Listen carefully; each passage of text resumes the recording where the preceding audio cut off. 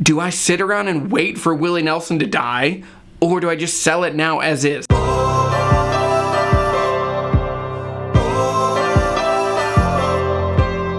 There are a few things that make guitars more valuable than nostalgia, and there are certain artists that are attached to certain brands of guitars, to certain models of guitars, and those will just always be worth more. And now, there's even a more morbid thing that's happening in the vintage guitar world, is that people are buying and speculating on the death of celebrities. I have a guitar over here that I guarantee is going to double or triple in value as soon as the celebrity who's known for playing this guitar passes away.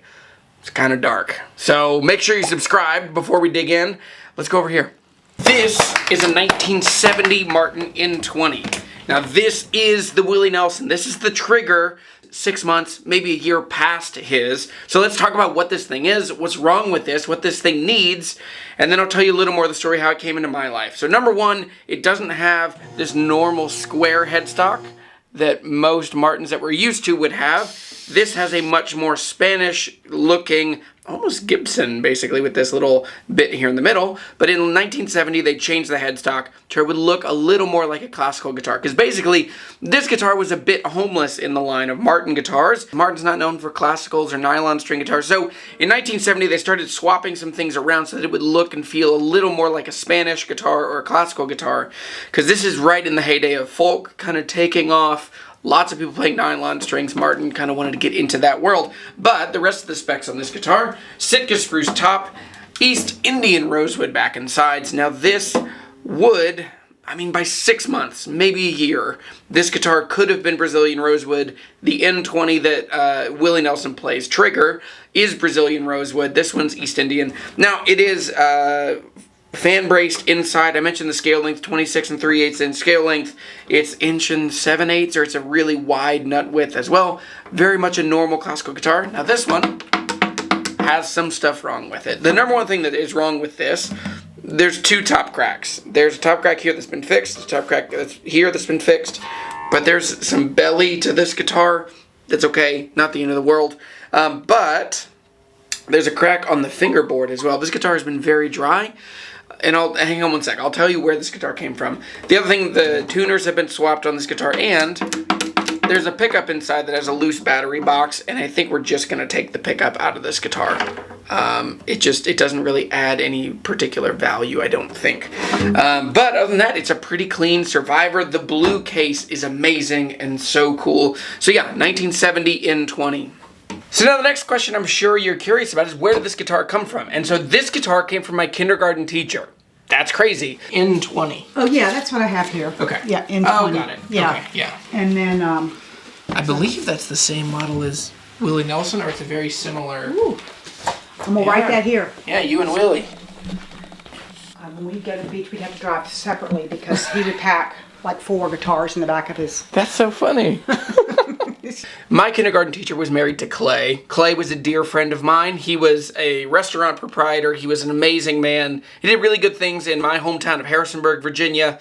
And he passed away 2 years ago. And his wife, my kindergarten teacher, is just now kind of ready to start moving some of the things that belong to his collection. So, if you see, there's a couple ES-125s that are for sale. There's a Gibson Southern Jumbo. There's some things you can't see back here. They're kind of blurred out. But there are a bunch of old Gibsons. This is the only old Martin that we found. There's a 0018 that was also in there. If your life doesn't have a plan for what's going to happen with your guitars after you, it needs to. And this is one of the problems I've been trying to fix in the world, because it's a strange thing that I've now done 8 times. I've now helped 8 widows over the last 10 years sell their husband's guitar collections. And it is hard, and it's heavy. And it is good. It's really good work. It's meaningful. It feels really important to help honor the men that own these guitars, or the women that own these guitars, and also to help kind of ensure some financial stability to not let a predatory moment happen. But one of the ways that I've tried to help people figure this thing out, I made an entire course. So if you're trying to figure out how to build a collection of guitars that will be a legacy to you and they'll be good to your family after you're gone, I know this sounds morbid, but that's why I made this course. I made a course called Write Guitars Faster. Now it covers 3 critical components of how do you find the right guitars, how do you walk into a guitar shop and not feel overwhelmed and you get a good deal on a guitar, and then the second one is, hey, if you get a wrong guitar, how do you make good listings and connect with people and sell guitars and get momentum out and build a meaningful collection so that once you're gone, like Clay is gone, you'll have a guitar collection that feels representative of you, that people would know who you are and what you value. So anyway,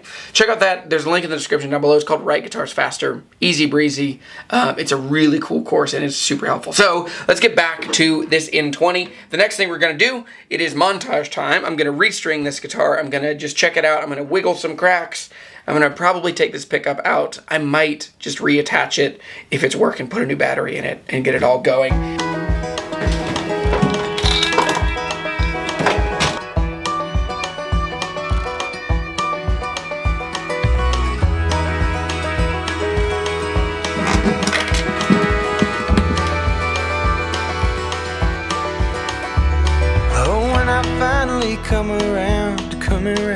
Coming up to you, I might steal a few stones from the river just to throw at you. 'Cause I know I'm gonna hurt you any way that I put it. I might two-step you across the floor, then kiss you like I shouldn't.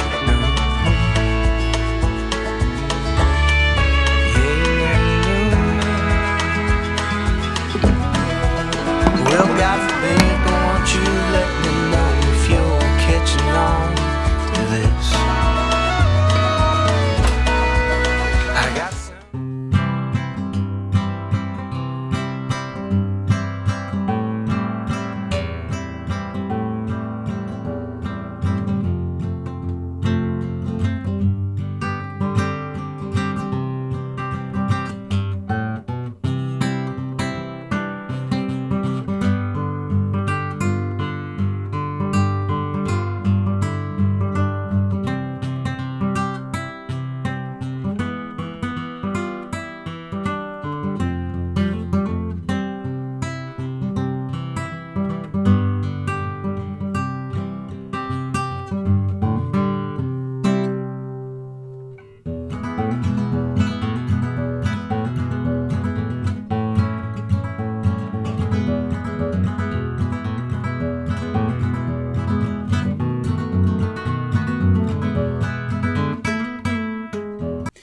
This guitar does actually have a pickup in it, and the pickup was savable, and so here it is, playing through my Bose L1 Pro.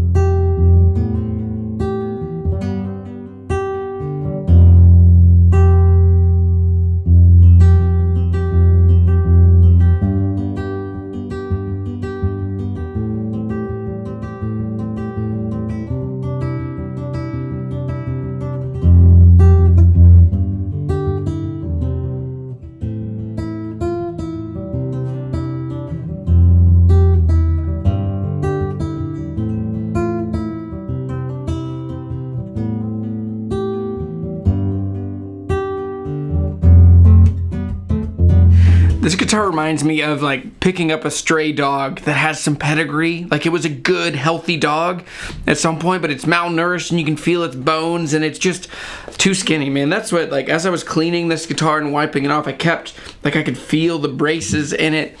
This guitar definitely needs some TLC. The bridge needs to be re-glued. There's a huge amount of belly on the top of this guitar. There's a couple cracks. The cracks aren't moving. I think they're all fixed. They're old. But it just needs some love. Needs to be around people. And yeah, like the dog that you found. Also, it used to have a strap button at the back, which this is my least favorite place you could ever put a strap button because it will just always flip the guitar forward. Now, the pickup was savable, so it has a Fishman N20, and I'm pretty sure the way the strings were put on this guitar, is the way that I put strings on guitar, which is a little specific.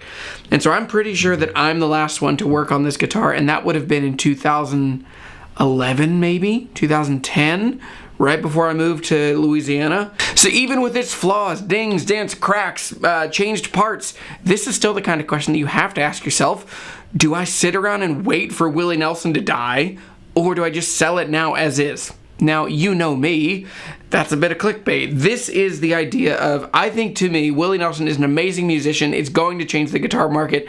I think the guitars are unpredictable and bad investments. I also think that's just really poor taste to try and speculate on someone's death. Listen, we're all going to go at some point, and it will affect the world after us, but we can have some tact and plan and aim so that when we're gone, the world is a kinder and more gracious and more gentle and more loving place. That's what I'm working for. So anyway, I'm not worried about when Willie Nelson comes or goes.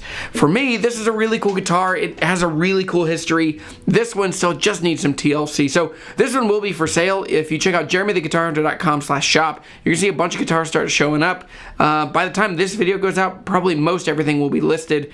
But yeah, thanks for watching. I'm Jeremy. I'm the Guitar Hunter. Tell me, what would you do? Would you hang on to this guitar? What role should we put, and how much value should we put in vintage guitars based on the fact that a famous guitar player that we love and feels nostalgic and maybe was the first song at your wedding, or an iconic song in high school, or that song that got you through your early 20s when life was really hard? How much value do you put on that? Pink Floyd, you know, all those strats have shot up. You look at, I'm sure, Keith Richards, anything that he's played. Tom Petty, Rickenbacker's shot up in value. Man, just think about the value of what's going to happen. So what do you do with that? Tell me in the comments down below. I'm Jeremy. I'm the Guitar Hunter. If you want to support the channel, easy ways that you can do that. Number one, just subscribe down below. Hit a thumbs up. Other ways, you can think about becoming a channel member. Channel members get early access to videos. You get early access to merch. You get just lots of cool personalized interactions with me as you go through all the different levels there. Also, you can check out merch on the store at jeremytheguitarhunter.com/shop. You can find all kinds of t-shirts and hats and coffee and stickers. Cool stuff. Thanks for watching this video. I don't take it lightly that you spend your time hanging out. Alright, I'll see you later. Oh boy.